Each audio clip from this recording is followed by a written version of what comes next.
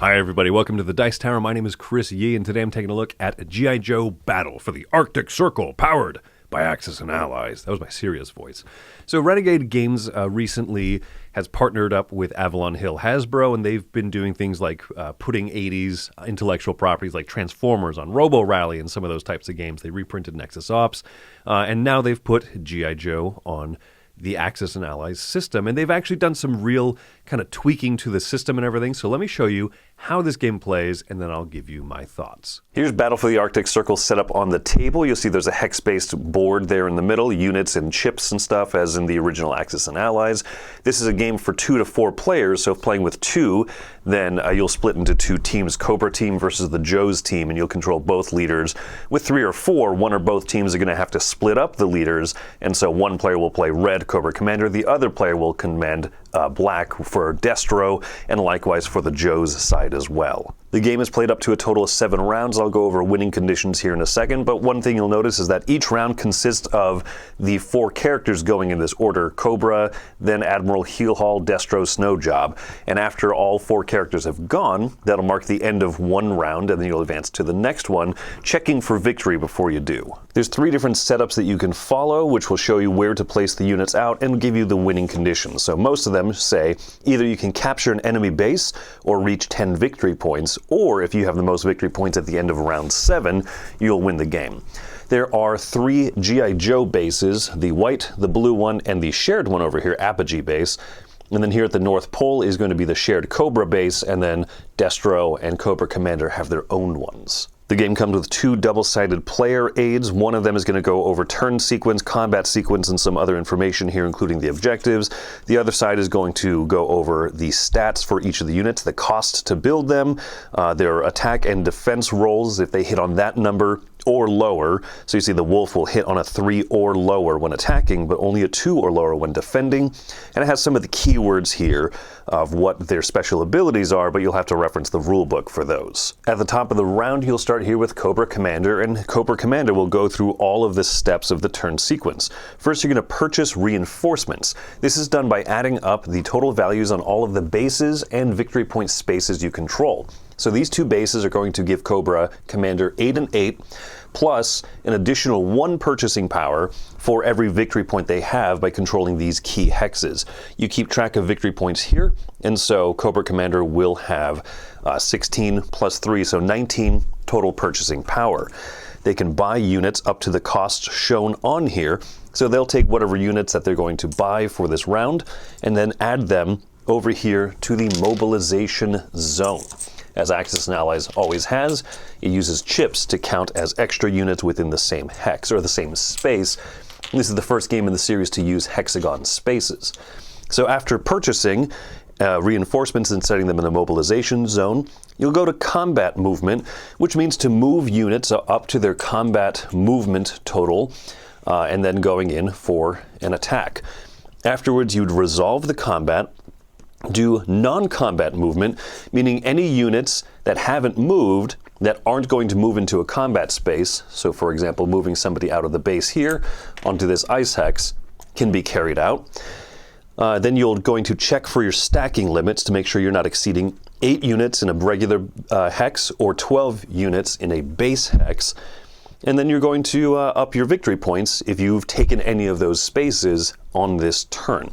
So let's go look at combat. Combat will break out in a hex where there's a mix of Cobra and Joe units. The attackers are going to be rolling against their numbers here, the attack value. They're trying to roll that number or lower. Defenders trying to roll their number or lower. Now there are certain special abilities. So for example, the wolves have ski torpedoes. So as they roll, they can, in the first round of combat, choose to have them attack first instead of simultaneously, but they're going to only hit on a worse number, so 2s or 1s instead of their normal 3s. After that's done, all the remaining attackers are going to roll, so 2 infantry hit on 1s, there is 1 hit, and then the fighter is going to attack, the Rattler attacks on a 3, and so you sum up all of the hits, and the defender is going to take those hits. Now the defender also rolls simultaneously, so in this case, those infantry, the Arctic troopers, still get to attack, and they defend on a 2, so there'll be 1 hit back.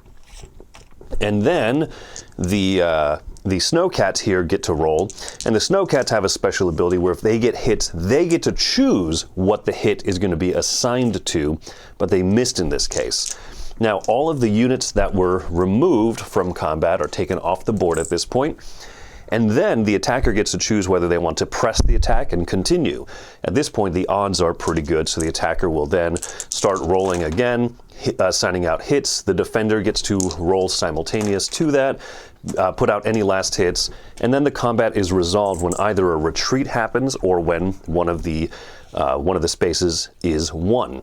If there's a control marker, say in this case snow jobs on that side, it'll get removed and replaced by one of the Cobra ones on these victory point spaces. Here on the victory point track, Snow Job would lose a point and Cobra Commander would gain a point in this particular scenario. If either team has a collective total of 10 points at the end of a round, they'll win, or if they take over an enemy base. After all combat and movement is resolved, players then deploy the units that they purchased at the start of their turn out onto the board in one of the two bases that they control. And adding a little bit more to the asymmetry is that each commander has their own special abilities. So for example, Cobra Commander, after the first round of a combat, can sacrifice one of their own units to score one hit against the other player, hopefully taking out a stronger, more valuable target. Destro, if attacking a hex that has 6 or more enemy units, he will get a +1 to all of his rolls, making it more likely for him to hit. Admiral Keel Hall can deploy, instead of units directly to one of the bases, he can deploy one land-based unit to a transport ship, or one air unit directly to an aircraft carrier out on the board. And Snow Job, on non-combat movements, is allowed to move his ski troopers 2 hexes instead of 1, which really makes them more mobile. The other thing is that the Cobra Commander team here, and Cobra and Destro, have access to the Weathernator, here the Weather Dominator, in which they can use one of their purchasing power to place out one of these icebergs out onto the main board, creating land bridges and blocking pathways for ships. In the rulebook is the explanation of all the different special powers that units have. For example, the carriers here are allowed to carry up to 2 land units on them. They also have an ability to destroy the ice flows, the icebergs that the Cobra player puts onto the map by making an attack roll. And so all of those things are clarified here. The Snowcats, for example, use the wire-guided missile so they can choose the casualties, whereas the Wolf units, the red and black tanks, get that first strike difference. So all those are outlined here in the rulebook. And that is G.I. Joe Battle for the Arctic Circle.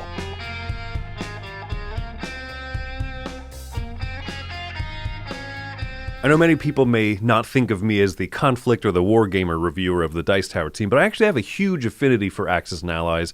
I grew up playing it a ton, and so it was fun to see some of those familiarities, the excitement, the nostalgia I got from putting out an aircraft carrier and being able to land 2 planes and 2 fighters onto it and go out there.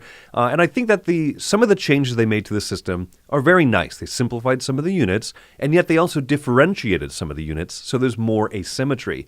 In the original Axis and Allies, the original from 1983, there weren't necessarily a lot of blatant asymmetries. It was more so about map positioning and the way that the different countries interacted with each other that made it work really well. If you were playing as Russia, you wanted to invest heavy in infantry. You didn't really care about developing heavy bombers. If you're Germany, you wanted to be able to Panzer Blitz out there. If you're the U.S., you needed to wait until later in the game to actually ship your troops over. It was just fun to see how that worked. And with the map setup that Matt Hyra, the designer, put into this, there is this built-in asymmetry more than just the fact that the tanks behave differently and the airplanes have different stats and numbers on them, which I do like all that stuff. It's not too difficult, and I do believe that was implemented in some of the later Axis and Allies games that I never played, Guadalcanal, 1943, and those. So what I would say is this has a decent amount of approachability as a war game in the modern marketplace, especially if you have familiarity with Axis and Allies, because if you have that familiarity, half the rules almost just teach themselves. But if it's a new system to you, there's going to be some things that I think the rulebook could have laid out better, could have ordered better, and I think that you'll be disappointed with a few things. For one thing, I think that the way this is marketed on the Renegade website, on the back of the box, shows these nicely, finely detailed sculpts for the minis, and they're not. It also said there's 3 scenarios in this box. there's basically there's two of the same scenarios, play to 10 victory points or take over a base, and they just have different starting troops out on the board. I almost don't consider that a different scenario. And the third one is you don't play to victory points. You have to take over a base, or at the end of 7 rounds, nobody wins. I don't really like that third scenario very much. The feeling that I had since the first time I played this, and I have verified by looking online a little bit, the consensus seems to be that the Cobra side of things is a little bit underpowered, especially because the Joes have a much larger production. If you saw in the overview, the Joes bases are each worth 12 production resources at the start of every one of their turns, so they can just recruit a lot more. Their positioning is closer to more of the victory point spaces, so they can end up just producing more. So Cobra has to go out there and strike really fast, but they're not in a great position to be able to do so, and they always kind of feel a little bit weaker and a little bit more behind the gun. Yes, they start with a few more troops on the board, but a few bad die rolls, and that gets leveled out extremely quickly. So even playing this with experienced, very experienced Axis and Allies players, they said, well, I don't really know how I would have played this differently as the Cobra team. And I don't know what I would do either in future plays. I think that is a slight downside. Maybe Cobra is trickier. Maybe this was play tested, but with the same group of people that kind of knew what foibles not to fall into. So it definitely leans a bit towards the Joe side, intentionally to some degree, where they say, hey, in the rule book, it explains, hey, the Joes are coming in to take down the base. They've got the government funding and Cobra doesn't, that type of stuff. But it doesn't feel like Cobra starts with enough strength on the board to overcompensate or to compensate for that overproduction that the Joes get to do. And that's too bad. Small other little things too. I wish that they had done better. The player aid, there's room they could have given little summaries for those abilities instead of making you turn to the rule book. There's also the fact that there's a stack limit. This is a new introduction in a new feature in this Axis and Allies game compared to the original, where you can only have 8 units in a regular hex or 12 units in a base hex. 8 and the 12 also happen to be the same numbers that the Cobra base produces 8 strength and the G.I. Joe base produces 12, for resource production. And so people kept assuming the wrong thing, like, oh, you can only have 8 units in the 8 space. No, that's how much income it's worth, not its stack limit. So little things like that just kind of tripped up players. Now, overall, what would I rate this game? This was a fun romp to go back to a kind of a simpler system like this and just chuck some dice, have fun in this theme and with this nostalgia. But that imbalance was a little bit too strong for me, and I haven't really seen it overcome yet. So I'm giving this one a 6 out of 10. I think it's fine. I think it's fun. If you have a particular nostalgia for it, and if maybe you're in a position where you have a kid that you like to play these games against, and you don't mind being the Cobra faction that's a little bit weaker, and you want to give them a little bit more of an advantage and let them potentially steamroll over you, but you could really play your heart out against them, that's going to be pretty cool for you. But for me, this is a 6 out of 10. I think that it's fun, but it's not worth coming back to because I haven't seen how to balance things out yet.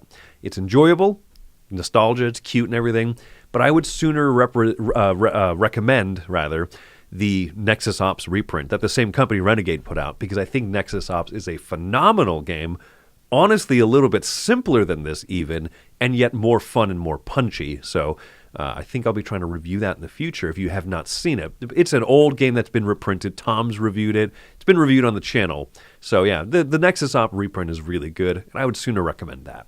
So there you go, folks. That's my thoughts on the matter. And now you know, and knowing is a big part of the battle. Roll out! Hey everybody, thanks for watching another video from the Dice Tower. Hey, you want to learn more about us, communicate with us? We have a Facebook group, we have a Discord channel, lots of different ways to get involved with the Dice Tower. You can find that in our Linktree link below. So just click that, it will take you and you can communicate with us on Facebook, join our Facebook groups. There's lots of cool things that you can find and become part of the Dice Tower. Thanks so much for watching. I'm Tom Bassel.